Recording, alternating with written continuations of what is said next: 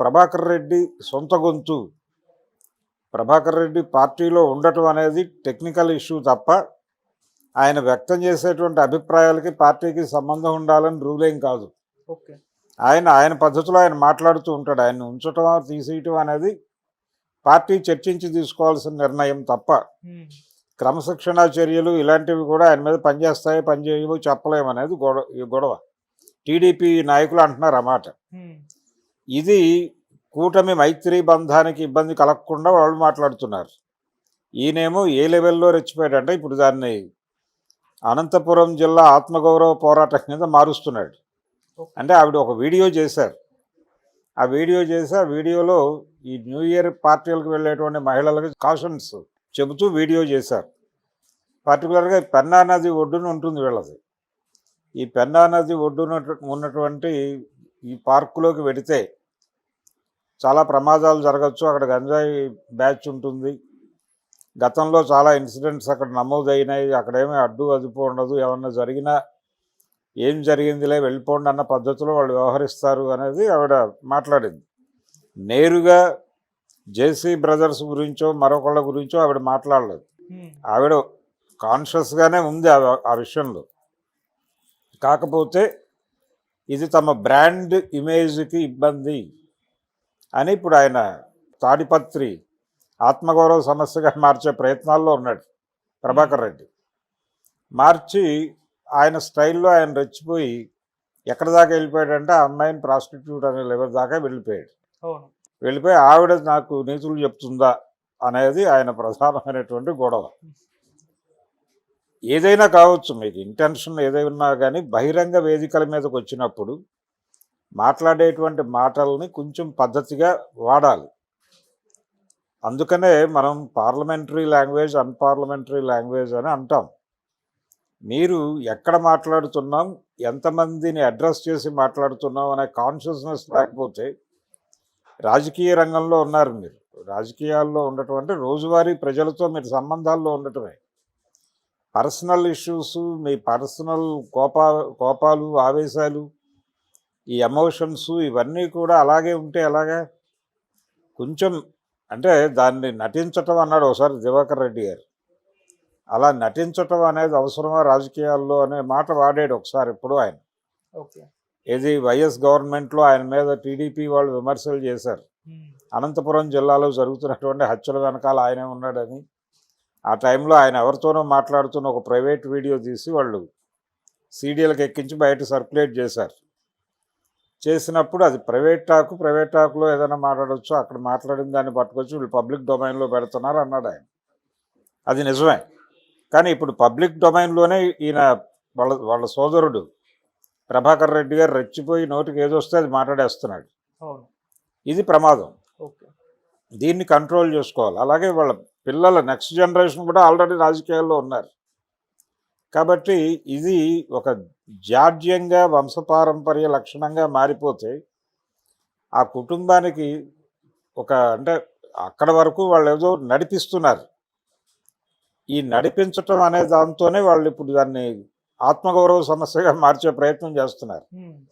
ఆవిడెవరో వచ్చి మా ఆత్మగౌరవాన్ని భగ్నం చేయటం ఏంటి, మా ఏరియాలోనే జరుగుతున్నాయా ఇవన్నీ, ప్రపంచం అంతా జరగటం లేదా, న్యూ ఇయర్ డే పార్టీల్లో అన్ని చోట్ల సక్రమంగానే ఉందా అని మాట్లాడుతున్నాడు ఆయన. ఈ కంపారిజన్ ఎప్పుడైతే పట్టుకొస్తున్నాడో అప్పుడు చాలా వైలెంట్గా మారుతున్నాడు ఆయన. ఇది ప్రమాదం. దీన్ని నిలువరించేటువంటి ధైర్యము, వాళ్ళని కట్టడి చేయాలనేటువంటి ప్రోగ్రాము జిల్లా తెలుగుదేశం పార్టీ నాయకులకు ఉందని నేను అనుకోవడం లేదు. అందుకనే వాళ్ళు ఇంకొక బైపాస్ రూట్ని ఆశ్రయించి ప్రభాకర్ రెడ్డి గారి వ్యక్తిగత విమర్శలు అవి, అలాగే ప్రభాకర్ రెడ్డి గారి వ్యక్తిగత శైలేది, అది జిల్లా వాసులందరికీ తెలిసినదే. ఆయన వాడిన భాష ఆయన వాడుక భాష అనే పద్ధతిలో దాన్ని ట్విస్ట్ చేసి బీజేపీని కూల్ చేసేటువంటి ప్రయత్నాలు మొదలైపోయినాయి ఆల్రెడీ.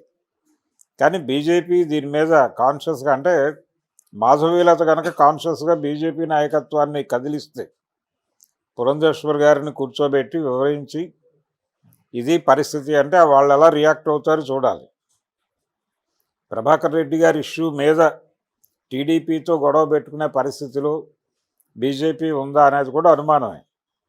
అందుకని అదేదో కూటమిలో గందరగోళంలాగా కొంతమంది, అంటే పర్టికులర్గా వైఎస్ఆర్సీపీకి చెందిన సోషల్ మీడియా ప్లాట్ఫామ్స్లో ఉన్న వాళ్ళందరూ కూడా దాన్ని అలా ప్రొజెక్ట్ చేసే ప్రయత్నం చేస్తున్నారు. కానీ అది కాదు. ఇది ప్రభాకర్ రెడ్డి గారు వాళ్ళు అన్నట్టు, టీడీపీ జిల్లా నాయకులు అన్నట్టు, ప్రభాకర్ రెడ్డి గారు వాడిన భాష ఆయన వాడుక భాష. పర్సనల్గా ఆయనకు ఒక వాడుక భాష ఉంది. ఆ వాడుక భాషగానే దాన్ని చూడాలి అనేది వాళ్ళు ఎస్టాబ్లిష్ చేస్తున్నారు నెమ్మదిగా. సో ఇది రొటీన్ గొడవే.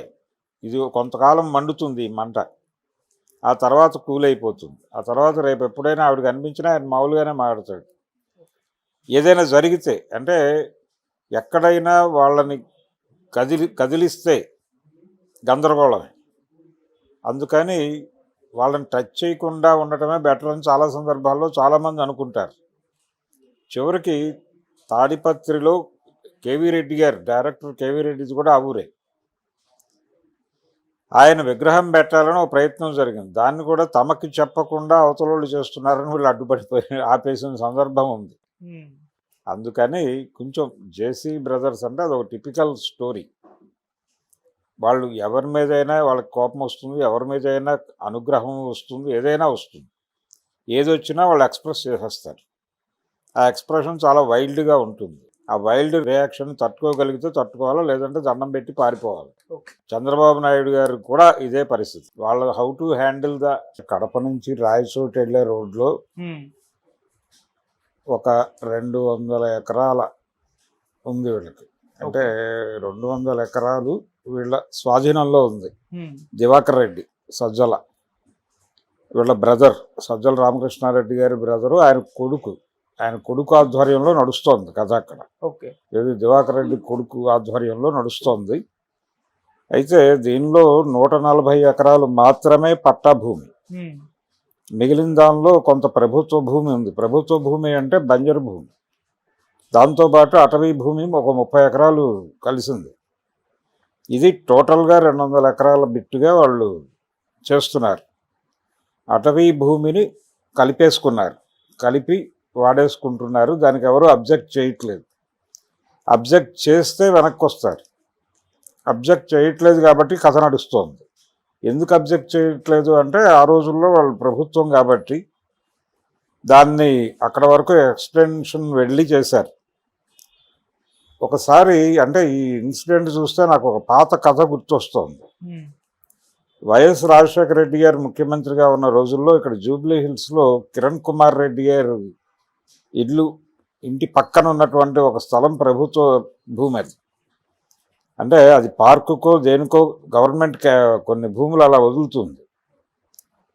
ఆ వదిలిన భూమి వీళ్ళ ఇంట్లో కలిసిపోయింది, కిరణ్ కుమార్ రెడ్డి గారి ఇంట్లోనే కలిసినప్పుడు అది అసెంబ్లీలో తెలుగుదేశం పార్టీ వాళ్ళు ఆ విషయాన్ని రైజ్ చేసినప్పుడు చాలా కూల్గా రాజశేఖర రెడ్డి గారు ఒక మాట చెప్పాడు. ప్రభుత్వ భూమిని, దానిలో నిర్మాణం ఏం చేయలేదు కదా ఆయన, ప్రభుత్వ భూమిని పరిరక్షించడానికి దాని చుట్టూ కూడా ప్రహరీ కట్టాడు అంతే. దానికి ఇంత రాద్ధాంతం చేస్తారేంటి మీరు, కాదంటే తీసేస్తారు, దానికి ఎందుకు టెన్షన్ పడుతున్నారు మీరు అని చెప్పాడు ఆయన చాలా కూల్గా. నిజానికి అది ఆక్రమణే, కాకపోతే మీరు అడుగుతున్నారు కాబట్టి మేము ప్రహరీ కూడా తీసేస్తాం అంతే కదా అన్నాడు ఆయన చాలా పద్ధతిగా. ఆ తర్వాత అది ఆ ప్రహరీ తీసేసి ఈయన వరకు ఈయన కట్టేసుకున్నాడు, క్లోజ్ అయిపోయింది. అది ఇలాంటి పరిస్థితి. అంటే అధికారంలో ఉన్నాం కాబట్టి అధికారులు మన దగ్గరకు వచ్చి మాట్లాడలేని పరిస్థితి ఉంటుంది కాబట్టి, ఒకవేళ మాట్లాడినా మనం వాళ్ళని కంట్రోల్ చేయవచ్చును కాబట్టి డెఫినెట్గా కొంచెం అటు ఎక్స్టెండ్ చేసి వేయండి. వీళ్ళు పంటలు వేశారు అక్కడ, ఫామ్ హౌస్ కాదు, నిర్మాణాలన్నీ వీళ్ళ పట్టా భూముల్లోనే ఉన్నాయి. పంటలు మాత్రం వేశారట. ఆ పంటల తాలూకా ఫలసాయం వాళ్ళు అనుభవిస్తున్నారు. ఇప్పుడు కాదు అంటే కనుక అక్కడ వరకు కట్ చేసి మాకేం సంబంధం లేదు, మేము అటవీ పరిరక్షణ చేసాం, మేమేమి అటవీ భూముల్ని దుర్వినియోగపరచలేదు, సాగు మాత్రమే చేశాం కాబట్టి కట్ చేసేస్తాం. ఆ 30 ఎకరాలు 40 ఎకరాలు ఉందో బిట్టు వదిలేస్తాం. ఇంకొక 10 ఎకరాలు అదనంగా ప్రభుత్వ భూమి కూడా ఉంది పోరంబోకు, అది కూడా వదిలేస్తాం, తీసేసుకోండి అని చెప్తారు కూల్గా. అంతకు మించి ఈ కేసులో అంటే ఈ నిజానికి ఇది కేసు పెట్టవచ్చు, రిజర్వ్ ఫారెస్ట్ అది. రిజర్వ్డ్ ఫారెస్ట్ అనే యాక్ట్లోనే కొంత గందరగోళం ఉంది. ఆ గందరగోళం మనం చాలా కాలం నుంచి రైతాంగ పోరాటాలన్నీ ఆ యాక్ట్ రద్దు కోసమే జరుగుతున్నాయి. అంతకుముందు భూమి ఎవరు సాగుబడిలో ఉంటే వాళ్ళ కిందే ఉండేది. ఎప్పుడైతే బ్రిటిష్ ప్రభుత్వం వచ్చి చట్టాలు చేయటం మొదలుపెట్టిందో అప్పుడు ఈ రిజర్వ్డ్ భూమి, పట్టాలు, ఈ సిస్టమ్ వచ్చేసింది, రెవెన్యూ సిస్టమ్. ఈ రెవెన్యూ సిస్టమ్ అనేది నిజానికి ముస్లిం పాలకుల టైంలో మొదలై బ్రిటిష్ వారి సమయంలో పీక్స్కి వెళ్ళింది. అంతకు ముందు ఎలా ఉండేదంటే పంట పండినా పండకపోయినా ట్యాక్స్ అనే ప్రోగ్రాం లేదు. పండిన పంటలో ఇన్నో వంతు ట్యాక్స్ అనే పద్ధతి ఉండేది పాత రోజుల్లో. ఎప్పుడైతే ఈ రెవెన్యూ సిస్టమ్ తీసుకొచ్చారో అది తీసేశారు, తీసి స్లాబ్ సిస్టమ్ పెట్టారు. అదే టైంలో ఈ రిజర్వ్ ఫారెస్ట్ యాక్ట్ వచ్చింది. రిజర్వ్ ఫారెస్ట్ యాక్ట్కి వ్యతిరేకంగానే అల్లూరి సీతారామరాజు దగ్గర నుంచి మొదలు పెడితే ఈ రోజున నక్సలైట్ల వరకు అదే గొడవ. కాబట్టి ఇప్పుడు అదే ఆర్గ్యుమెంట్ని మళ్ళీ వీళ్ళు కూడా చెప్తారు. సజ్జల రామకృష్ణారెడ్డి గారు కాసేపు విప్లవకారుడు అయిపోయి మాట్లాడే ప్రమాదం ఉంది ఇప్పుడు. ఆయన వాస్తవానికి చొరవ చేసి ఆ 30 ఎకరాలు సాగు చేసుకున్నాడు. ఆ 30 ఇంకో 10 ఇది ప్రభుత్వ భూమి, ఇదంతా కలిపేసుకుని సాగు చేసుకుని ఆ ఫలసాయం అనుభవించాడు. దీని మీద సీరియస్గా కేసు పెట్టే ఛాన్సెస్ ఉన్నాయి. కేసు పెడతారు, పెట్టిన తర్వాత వీళ్ళు తప్పించుకోవడానికి ప్రయత్నాలు చేస్తారు. అది వీళ్ళ పేరుతో సజ్జల రామకృష్ణారెడ్డి ఇమ్మీడియట్గా ఈ కేసులో అరెస్ట్ అయిపోతాడు అన్నట్టు ప్రచారం జరుగుతుంది, కానీ అది ఉండదు. మ్యాక్సిమం పెడితే దివాకర్ రెడ్డి కొడుకు పెడతాడు, వాళ్ళ బ్రదర్ కొడుకున్నాడు, అతను పెడతాడు. అతను లోపలికి వెళ్తాడు, బెయిల్ మీద బయటకు తీసుకొచ్చేస్తారు, అయిపోతుంది. ఆ మధ్య కృష్ణా జిల్లాలో కూడా వైసీపీ నాయకులు ఇలాగే కొన్ని ప్రభుత్వ భూములను ఆక్రమించుకున్న సందర్భంలో వాళ్ళ అరెస్టుల గురించి హడావిడి జరగటం, ఆ తర్వాత బినామీలు ఎవరో వెళ్ళి రావటం చూసాం. అలాగే మచిలీపట్నంలో పేర్ని నాని గారి ఎపిసోడ్లో కూడా వాళ్ళు విచారణకు వెళ్ళి వాళ్ళు అడిగిన ప్రశ్నలకు సమాధానాలు చెప్తున్న తీరు చూస్తే మాకేమీ సంబంధం లేదు, మేనేజర్ మాత్రమే బాధ్యుడు, మేము ఎప్పుడు రెగ్యులర్గా వచ్చి చూసిన వాళ్ళం కాదు అని చెప్పింది ఆవిడ విచారణలో, పేర్ని నాని గారి వైఫ్. ఇలా ఎవరో ఒకళ్ళని సెట్ చేసి ఆ కేసులో వాళ్ళని పంపించేస్తారు తప్ప వీళ్ళు సజ్జల రామకృష్ణారెడ్డి కటకటాలు వెనక్కి వెళ్ళేటువంటి పరిస్థితి అయితే మ్యాక్సిమం ఉండదు.